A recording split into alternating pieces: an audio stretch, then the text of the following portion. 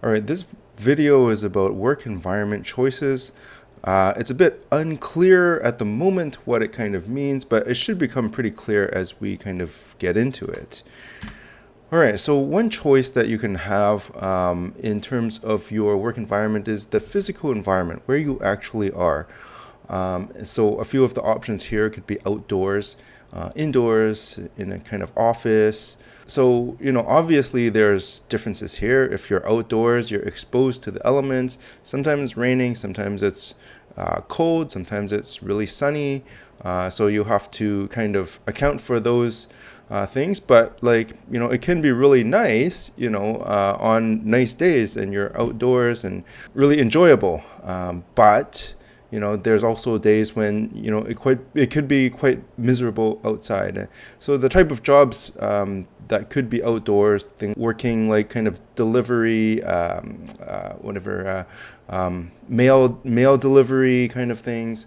It could be kind of construction type things. You could be like a forester out in the forest. Scientists taking samples of things. So those type of jobs, you are often outdoors. Indoors, of course, would be everything else that's not outdoors. Obvious advantages are that you're sheltered from the weather and stuff. And at the bottom, I noted like access to facilities. So that is often, could be an issue for people who are working outside. Whether it's bathroom facilities, whether it's kind of kitchen or kind of microwave where to heat up your lunch kind of facilities, those kind of things, are harder to find in kind of outdoor facilities. More commonly, they are around in indoor facilities, although not always. It depends kind of where you are. Office is kind of a very specific kind of physical environment that is, very common in the working world. When you have an office type job, you're, for the most part, you're kind of sitting there in front of usually a computer of some kind. And so primarily you're kind of sitting in front of the computer. And so whether you can do that for 8 hours a day, like it's, obviously not, you're not just sitting there for the entire 8 hours. There might be other stuff going on, but like the main part of it is that you're kind of sitting there. Personally, I have done office jobs. They never appealed to me that much. Okay, so hours, in terms of how many hours that you are working in, a particular week, you could work part-time, full-time, or like basically more than full-time. So full-time typically is 40 hours a week. Sometimes you could say 37 and a half, depending on, so say it's 8 hours a day times 5 days a week, right? So that's 40 hours, but sometimes you're like working 7.5 hours with a half-hour unpaid lunch. It all kind of depends, but it's around 40. And then part-time would be anything less than that. So you're talking about, say 30 hours or 20 hours or 10 hours. So if, depending on how much you want to work. There's also like what I'm calling full-time plus, but basically more than 40 hours a week is very common in certain industries. So in certain industries, so we'll get into this in a later lesson, but you can get paid overtime, for example, if you are working more than 40 hours a week. Or in some jobs, you don't get paid overtime, you just got to do the job. For example, if you're a small business owner, basically every waking moment you might be working. And that's just, trying to keep your business afloat kind of thing. But yeah, a lot of jobs will have either the opportunity or the responsibility of working more than 40 hours. And so you have to, consider whether that is what you want in your life. Not great, I will say, for work-life balance, but, often people who like are high achievers, like you need to, put in more than the regular amount of hours. Routine. So certain jobs are very consistent, very routine. You do the same thing every day, day in and day out, and you know exactly what to expect. You know where to go. You know what's going to happen. In other jobs, they're changing all the time. Every day you go in and you don't know quite what to expect.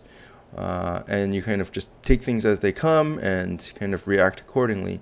So, depending on what you prefer, you might, want one type of job over the other. That's one reason why, like I talked in an earlier video about how when I became a teacher, like I didn't want to become a TOC, which is like the standard, standard way of, beginner teachers, because I didn't want to have to go to a different place every day and figure out how to get there and, not knowing where to go, not knowing what that place looks like and stuff like that. And I, ended up taking a job, in another country just so that I didn't have to do that. And yeah, because for me personally, like I value routine a lot. Like my personality, I like that.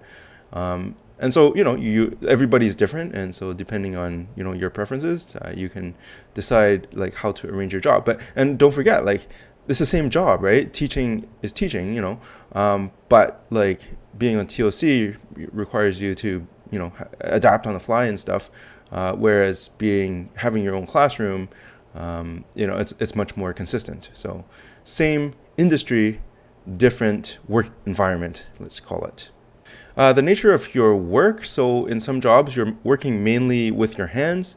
And in other jobs, you're working, like, I guess, not with your hands. You could say it's more kind of knowledge-based or brain-based.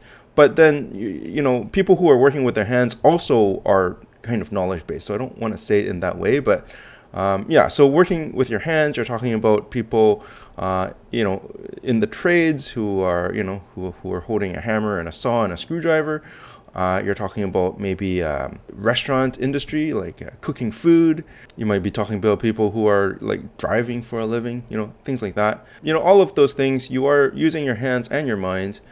Whereas if you're talking about, say, office work, you're not really working with your hands. You're just on a computer all day long.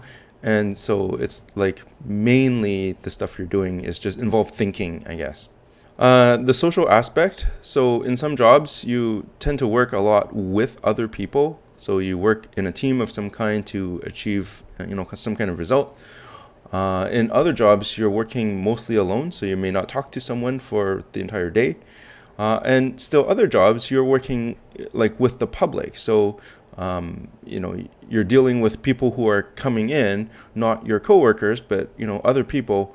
And so you're working with people in a way, but not really your coworkers, I guess. So for example, working with public, you're talking about people who might be working in retail.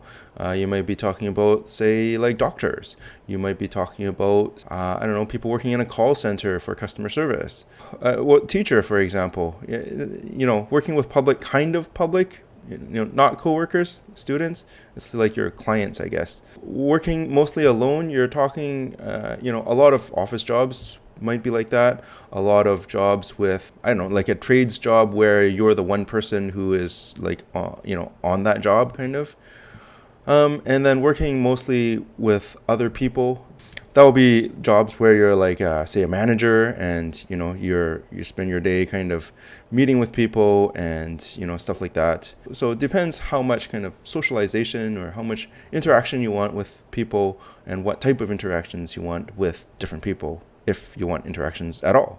In terms of shifts, so like I guess the quote unquote standard, it'd be Monday to Friday, 9 to 5, or 8 to 4 or 7 to 3 or whatever, 8 hours a day of some kind. Then there's kind of shift work. So sometimes you might have a daytime shift, like a 9 to 5. Sometimes you might have like an afternoon shift, like a 12 o'clock to 8 p.m. kind of thing. Or sometimes you might have an evening shift. So that would be like a 5 p.m. until 1 a.m. or something. Or you might have like the graveyard shift, so that might be like 10 p.m. until 6 a.m., something like that. Jobs where there is, tends to be a lot of shift work. Law enforcement, like police, might be doctors, might be anywhere where there is people working kind of throughout the night. Or, even like retail, right? Like you may not get graveyard because store might be closed in the middle of the night, but certainly, they might be open until 9 or 10 p.m., right? Call center. So I've often had jobs where I'm working, until 9 or 10 p.m. My high school job when I worked at the library, it closes at 9, so we'd have shifts 3:30 until 9 kind of thing. When I worked at the call center was open I want to say, yeah, it closed at 10. So sometimes you have like 2 p.m. to 10 a.m. And then you might be scheduled for the next shift at like 7 a.m. in the morning. So you go home, grab a quick nap, and then you're back at work kind of thing, right? And then, okay, so there's also the consecutive days model. So where you're on like working for 5 days straight, and then you're off for 5 days straight, and then you're on again for 5 days straight kind of thing. So I'm not sure what, jobs which are like that, might be things like firefighters. It might be things like where you're working on like the oil rigs or something, and you have to fly out there for, say 2 weeks on, 2 weeks off kind of thing. Those kind of things. Paramedics, I think, are like that. So yeah, a lot of jobs are like that, and so you don't have like necessarily a consistent weekend or something. It just your days off kind of just depends on when they happen to fall. Remote work, so became really common during the pandemic, of course, but it was still around before that. But yeah, working from home. So, usually this is going to be office work of some kind. The company might be somewhere else, commonly in like, America or something, and you're working here in Canada. You might have to fly in once a year. You might have to fly in once a year to have meetings or something. And yeah, a lot of office work is either totally or partially remote nowadays.